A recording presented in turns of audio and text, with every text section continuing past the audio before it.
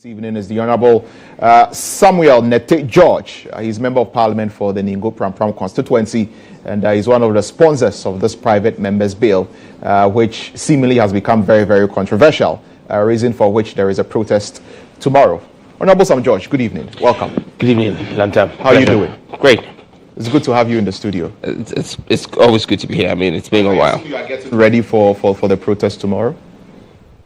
I'm not sleeping till we present the petition. I'm ready. I'm going to stand at circle from here. From here, I'm going straight to circle. I'm going to wait. From here? I'm going to wait for the rest of the You are going to wait there. You'll be the first person there. Yeah. To wait for everybody else. I'm preparing the place. We'll clean the place, make sure the place is set for everybody to come.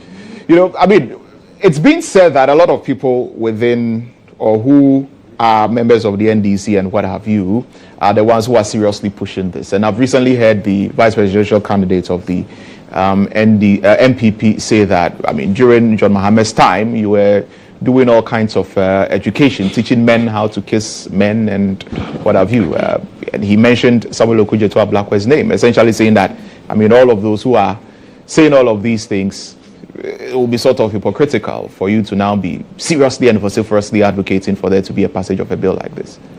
Well, first and foremost, let me state emphatically that this is not just about the NDC. This bill was passed in Parliament by 275 members of Parliament, 138 on the side of the NPP and 137 on the side of the NDC.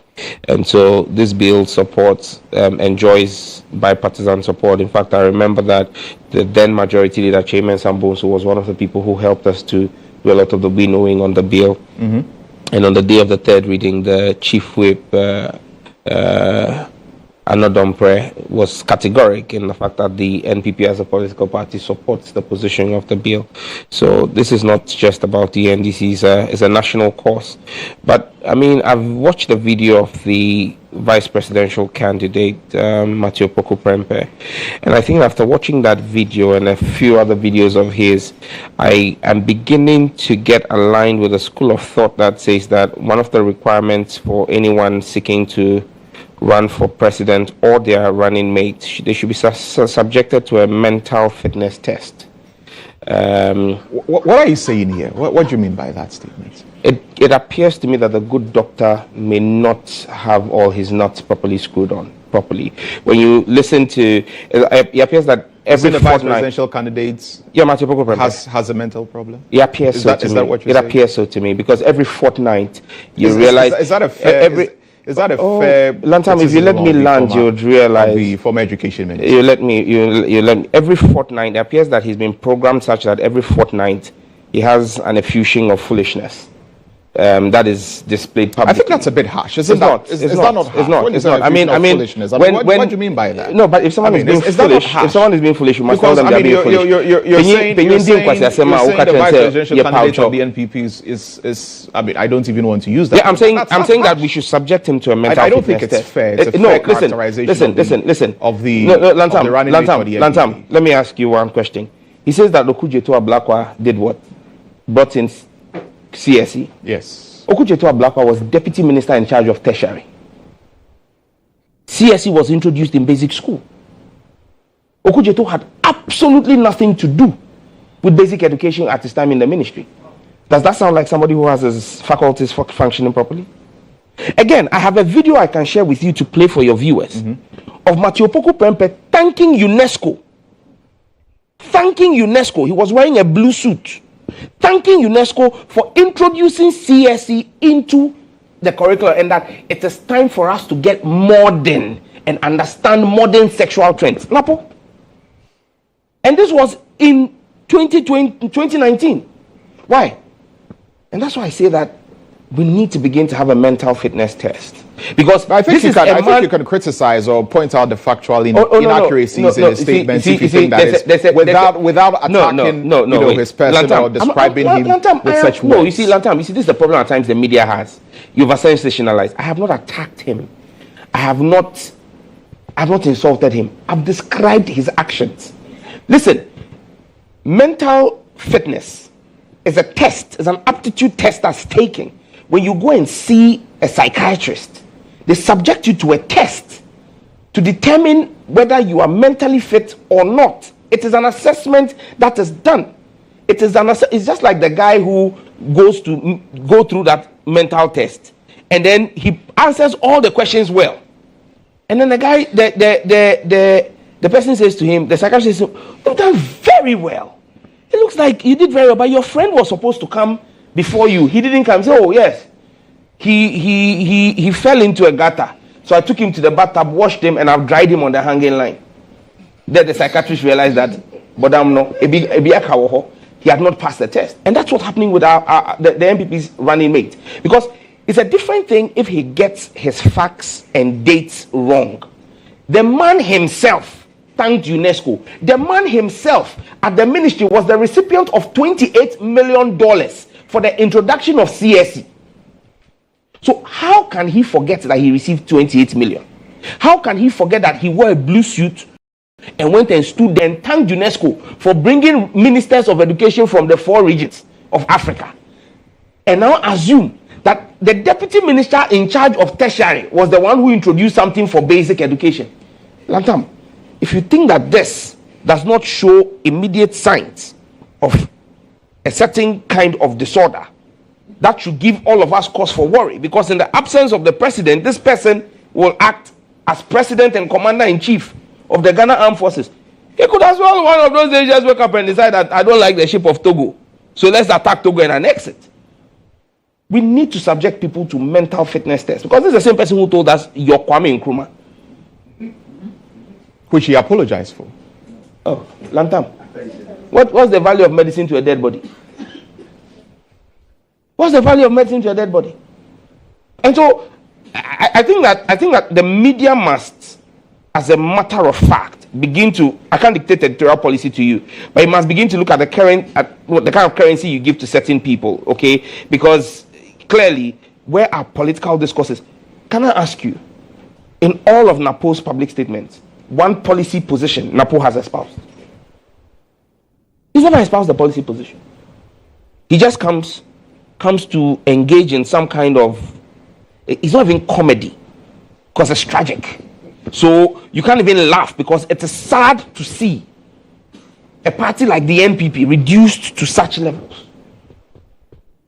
So, I mean, it is tragic to see such, I mean, look, people take NAPO seriously when he's quiet. And I would advise him, as a very good friend, to continue to stay quiet. But when it comes to the issues that involve critical thinking and proper analysis, he shouldn't tread there. It's not his area of expertise. Yes. I mean, this is friendly advice to him, as my colleague in Parliament. When we're discussing policy issues, critical analysis, critical thinking, nation building, no, I mean, he should stay away from it. It will help him. Coming back to the bill, yes. What kind of pushback have you faced with regard to really pushing for this bill, and even before organizing this protest, being at the forefront? What kind of pushback? The pushback has been local, international. I mean, when you have a president who speaks from both sides of his mouth, anyway, in one vein tells the church at the Anglican investiture of the head of the Anglican church that LGBTQ will never happen under his watch, but tells the international media that it's just because you don't have a strong enough coalition. You realize that you have a president whose word you cannot take at face value, because he's double-tongued. And then on the basis of that, you begin to realize and see the activities. And when Kamala Harris came here, and I mean, she's just the vice president of the United States of America. She's not even the president.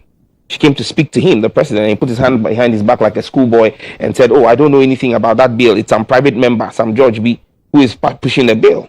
I mean, when the president is so cowardly in the face of a woman from the US, a woman who can't hold her own in her own country, and our president is literally outing his own parliament and saying, "I have nothing to do with it," you get to realize that you have the game stacked against you. When the president causes his executive secretary, and we wish him speedy recovery as he recovers from the challenge he's having in the US, causes him to write a letter to Parliament asking Parliament to cease and desist because there's a court case, at which time there was no court case. A court case only matured 24 hours after that letter.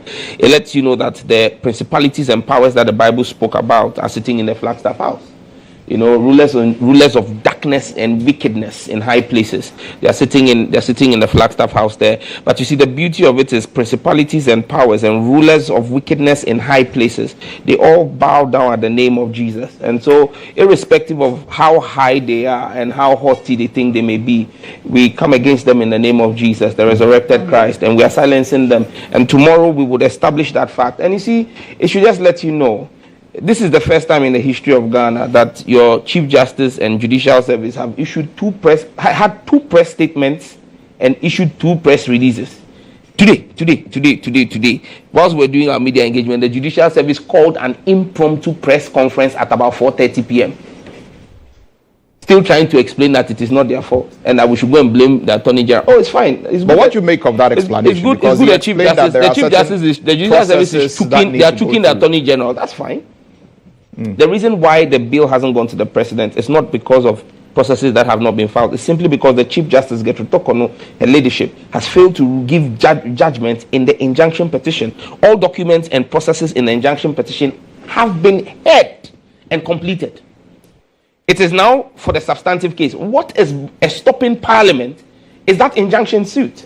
So there is nobody, not the plaintiffs, not the defendants. The only person who's held us up from a judgment on the injunction, which would allow Parliament to proceed with transmitting according to Article 106, 6 and 7 of the 1992 Constitution, is her ladyship, GHOne. She cannot pass the buck. And even when it comes to the substantive case, the powers of those courts do not reside in the plaintiff or the defendant. They reside in the presiding judge. It's akin to you saying that you are the host of this show, but I should come and determine what you should discuss. And so you are sitting there and waiting until I come and tell you, okay, Lantam, let's discuss the food my wife is going to cook tomorrow. That becomes the topic of your conversation. That's what the Chief Justice is saying to us. That she's sitting there, being paid with our salary, with our taxes, driving around, chauffeured around an air-conditioned car to an air-conditioned home from an air-conditioned office. And she's sitting and waiting for the Attorney General to be the one at his own leisure and pleasure to file the documents. Does the Chief Justice of Ghana now work at the behest of the Attorney General of Ghana? Is that what she's telling us? If that's what she's telling us, then it's unbecoming of someone occupying that whole high office. Because we expect the expeditious dispensation of justice. Because you see, when you delay justice, you deny justice. And so you have an Attorney General whose penchant for delay and abysmal nature of work is evident in the Japa case and is even evident in this matter. Because Parliament wrote to the Attorney General in October 2022 to present a memo on the bill. It took the Attorney General one calendar year, 12 months. A woman who got pregnant at the time Parliament wrote to him. By the time he responded to Parliament, the woman had put to bed, they had named the child, and the child had started sitting. Because he was asked to write, he was written to by Parliament in October 2022. He responded at the end of October 2023. Almost 13 complete months. So, if it took him 13 months to just prepare a memo to Parliament, and the Chief Justice says she's waiting for Godfred Dame, well, maybe he's waiting for another Japa to come and school him on how to file his documents. We don't know. But the Chief Justice does not engender trust in the populace of this country, in his ability to dispense his duties. And so the Chief Justice cannot be sitting down and waiting for such an incompetent Attorney General to file his documents. The court procedure, the rules of procedure at court state that he should file his documents in 14 days in response to whatever affidavit has been filed. We've gone past 63 days. He's not filed it. Is the Chief Justice assuming and telling this country that she will sit aloof and leave him? But the registrar said that there's an application which will be heard within 1 week of the Supreme Court sitting, being the 15th to the 17th of October. So at least we are seeing that, we are making headway with regard to this case. And some dates have been given, for us to look forward to. This is the wind of the demo. So imagine what the demo itself will do. You understand me? The Chief Justice has held one press conference. She held a press conference, I think on the 7th or so, or 9th of September. She wrote to me personally on the 11th of September. Now she's held another press conference today, and finally she's giving dates. Well, we're asking for dates. We will go there. We want a timetable. Now she's giving you just dates. We want the full timetable. What she's giving you is the lecture for day 1. We want from Monday to Friday. We want the whole date. We want a calendar, a timetable for us to be able to follow. That this is how long the Supreme Court is going to take. Is that practical? Considering was it not practical to have a how our 90-day time judicial window? systems, work? You could, hear the case, an issue could come up, there could be an adjournment because something needs to be done and all of that. So is that practical? It was all of these scenarios you paint existed in the election petition. But the Supreme Court said in 90 days they will rule, in 90 days they ruled. And let me tell you, on the same matter, there was another case, apart from the Richard Sky and Amanda Odoy on Richard Brinkrine, a lecturer from University of Ghana, challenging Section 104. And our whole bill is premised on Section 104 of Act 29. He goes to the root of it and says that Section 104 of Act 29 is actually unconstitutional. The same Supreme Court, a different panel, led by Justice Abdullah Tanko, with other judges, including Justice Yoni Kolendi, who issued a quorum judgment, sat on this matter, even during the judicial break, and have delivered a ruling, a very succinct 59-page judgment. So if the Chief Justice is so minded, she should go and read the legal reasoning, the astute legal reasoning of her brothers on the bench, and let us know if she disagrees with them, and on what basis she disagrees with them. But then they make it clear in their ruling that the Supreme Court of Ghana will not be peer pressured by external influences to accept homosexuality in any shape, form, or opinion. Does the Chief Justice disagree with them? Is the Chief Justice going to give an injunction against Parliament and depart from her own ruling she gave in March this year in the Dafia Mekpo versus Attorney General case, where she ruled that the Supreme Court of Ghana and the Judiciary of Ghana does not have the power to stop a constitutional body from carrying out its constitutional function? Parliament is a constitutional body set up by the 1992 Constitution. The transmission of bills from Parliament to the executive is a constitutional mandate in Article 106, 6 and 7 of the Constitution. So we are carrying out a constitutional mandate, and the Chief Justice is currently, in my humble opinion, behaving in a manner akin to what the framers of the Constitution warned of in Article 296 of the Constitution.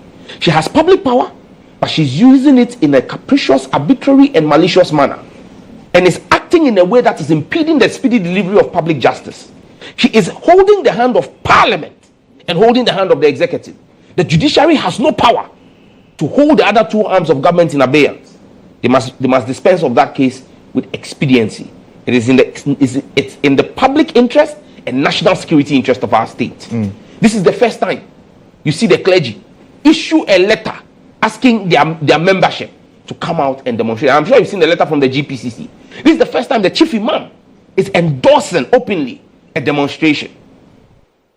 If I was the Minister for National Security, I won't be sleeping tonight. I won't be sleeping tonight. And this is not the time to seek the face of God. This is the time to tell women and men sitting on the Supreme Court to sit down and earn their salary and earn their keep and do their job. All right. So we'll have to begin to wrap this up at this point. But for just to understand, and for those who are just joining right before we wrap it up, what are the demands, the petitions that you are sending? You want me to read the petition before I go and present it to them? To the Attorney General. If I do that now, trust me, the Judicial Service will hold a press conference at 6 a.m. tomorrow. No, what are they? I mean, give us a semblance of it. What I told you what it is. We want the timetable. I won't go beyond just that. The details are in the petition. Because see, even because already I spoke about a timetable, they held a press conference this evening. Impromptu press conference this evening, and you are telling me they are mentioning it. If I tell you the details of the thing, at 6 a.m. tomorrow, they'll hold a press conference. Look, whether they open a media house, whether the Judicial Service opens a media house or not, tomorrow we're coming there. All right. We'll have to end it here. Unfortunately, we'll run out of time. And so thank you very much, Honorable Sam George. Pleasure is mine. And I hope to see you. I hope to see you immediately after you finish your morning show. We will be there to cover it. No, your media house will be there Lantam, to cover it. And they will be bringing a very comprehensive coverage of this. Oh, hold on. Why are you running away? I know your position. You went to school in my constituency. Don't forget. You attended Central University. Your record is still in the hostels. You love the fair things of life.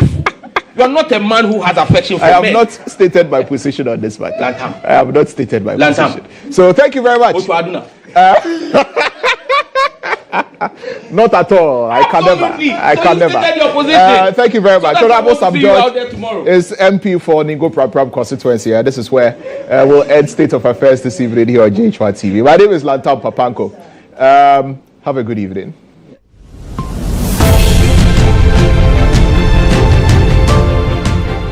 GHOne OV van has been one of the best vans I've used personally in this country.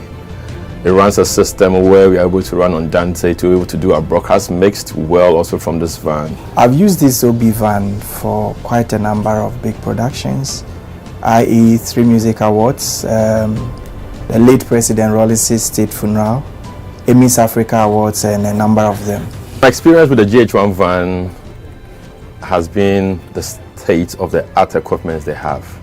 Personal experience is you can use it for both indoor and outdoor, all events, conferencing, like anything you need a van to work for you, GHOne provides it. My experience with the van has been very good.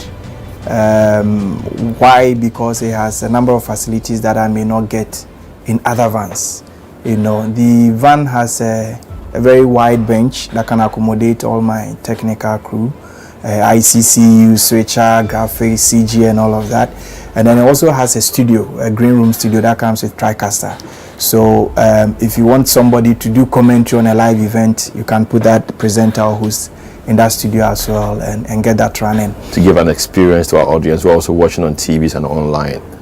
Work with an Exo technology system which makes your video mixing with Panasonic cameras, like a lot of other stuff in terms of content you need to get also for your live broadcasts. I prefer the GHOne van to a lot of other vans I've used, or even doing my own setup on a tabletop setup. Because on a production you see a number of people in the van. And so if you have a very small van, it means that it's going to be choked, and that will affect the creativity as well. The price has been discounted as well to accommodate varied budgets. And so no matter the budget you have, I understand you can have the track and do business with it. It looks huge, but very affordable. Cost is really, really affordable. My experience with this EMI Awards last year, super excellent. Try it, call them, and I'm going to give you the best of price. Really affordable.